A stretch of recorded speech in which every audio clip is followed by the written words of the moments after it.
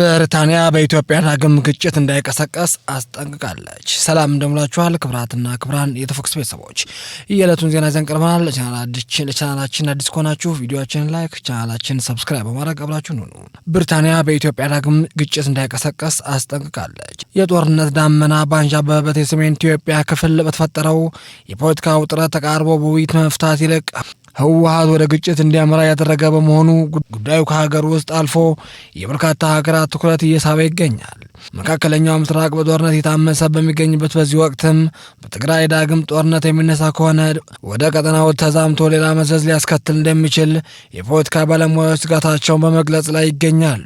በሌላ በኩል ከባድ የእርስ በርስ ጦርነት ውስጥ የምትገኘው ሱዳን በትግራይ ጦርነት ከተቀሰቀሰ እጇን ማስገባት እንደማይቀር ተንታኞችም ይናገራሉ። ከኢትዮጵያ መንግስት ጋር የነበራት መልካም ግንኙነት ከጀመሩ የተበላሸው ኤርትራም ጽምዶ በሚል ስያሜ ከህወሓት ጋርም በመሰረተችው ጥምረት አማካኝነት ቀጥተኛ ጦርነት ሳታፊ ልትሆን እንደምችልም ይገመታል። በአዲስ አበባ የሚገኘው የብሪታንያ ኤምባሲ በድጋሚ የሚጀምረው ግጭት በትግራይ ክልል ለኢትዮጵያና ለቀጠናው አውዳሚ ይሆናል ሲል አስጠንቅቋል። የአውሮፓ ህብረት በበኩሉ ትግራይ ክልል ውስጥም ያለው ሁኔታ በከፍተኛ ስጋት እየተከታተለ ነው። የፕሪቶሪያው ስምምነት አደጋ ላይ የሚጥል እርምጃ እንዳይወሰዱ አሳስቧል። በአዲስ አበባ የሚገኘው የብሪታንያ ኤምባሲ ትግራይ ክልል ውስጥ ያለው ሁኔታ በተመለከተ ማሳሰቢያ የሰጠው ባለፈው አርብ ሚያዝያ 23 ቀን ባወጣው አጭር መግለጫ ነው። ዩናይትድ ኪንግደም ትግራይ ክልል ውስጥ የሚታዩ ክስተቶች በቅርበት እየተከታተለች መሆኑ የጠቀሰው መግለጫው ከፕሪቶሪያው ስምምነት መንፈስ ወይም ማዕቀፍ ውጭ የሆኑ እርምጃዎችን አናበረታታም ብለዋል። የአውሮፓ ህብረት በበኩሉ ባለፈው ሐሙስ ሚያዝያ 22 ባወጣው መግለጫም በክልሉ ያለው ውጥረት በአስቸኳይ እንዲረግብ ጠይቋል። ህብረቱ ትግራይ ክልላዊ መንግስት ውስጥ እየታዩ ያሉ ሁኔታዎችን በከፍተኛ ስጋት እየተከታተለ መሆኑን ገልጿል።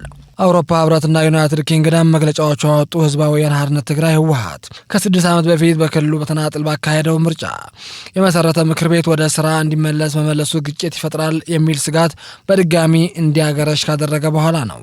ህወሓት የፌዴራል መንግስቱ የትግራይ ክልል ጊዜያዊ አስተዳደር ፕሬዝዳንት ታደሰ ወረደ ስልጣን ቆይታ ለብቻው ባስተላለፈው ውሳኔ ማራዘም ፕሪቶሪያ ስምምነት አፍርሷል በማለት ይከሳል። የሌተናል ጀነራል ታደሰ ወረደም የቆይታ ጊዜ የተራዘመበት መንገድ ህጋዊ መሆኑ በወቅቱ የገለጸው ፌዴራል መንግስት እስካሁን ድረስ ስለ ህወሓት ውሳኔ በይፋ አስተያየትም አልሰጠም። የብሪታንያ ኤምባሲ በዛሬው መግለጫው ውጥረት እንዲረግብና ዘላቂ ግጭት ማቆም ስምምነት ተግባራትን በተመለከተ በአስቸኳይ ወደ ንግግር እንዲመለሱ ጥሪ አቅርበዋል። ኤምባሲውም የግጭት እንደ አዲስ መጀመር የትግራይ ክልል ለኢትዮጵያና ሰፊው ቀጠናዊ አውዳሚ ይሆናል ሲልም አስጠንቅቋል። ትናንት መግለጫ ያወጣው የአውሮፓ ህብረትም በበኩሉ ውጥረቱ እንዲረግብና ፕሪቶሪያው የተፈረመ ዘላቂ ተኩስ አቁም ስምምነት አደጋ ላይ የሚጥል ማንኛውም እርምጃ እንዲወገዱ ጥሪ እናቀርባለን ይላል። ሌላኛው አስከፊ ግጭት ማስተናገድና በሁሉም ወገኖች መካከል ያሉ ልዩነቶች በፖለቲካዊ ንግግር መፍታት አስፈላጊ ነው ሲልም ወደ ውይይት እንዲመለሱ ጥሪ አቅርበዋል።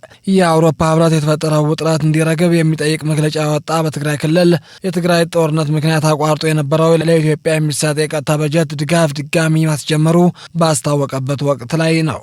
የአውሮፓ ህብረት የተፈጠረው ውጥረት እንዲረግብ የሚጠይቅ መግለጫው ያወጣው በትግራይ ጦርነት ምክንያት አቋርጦ የነበረው ለኢትዮጵያ የሚሰጥ የቀጥታ በጀት ድጋፍ በድጋሚ ማስጀመሩን ባስታወቀ በቀናት ልዩነት ነው።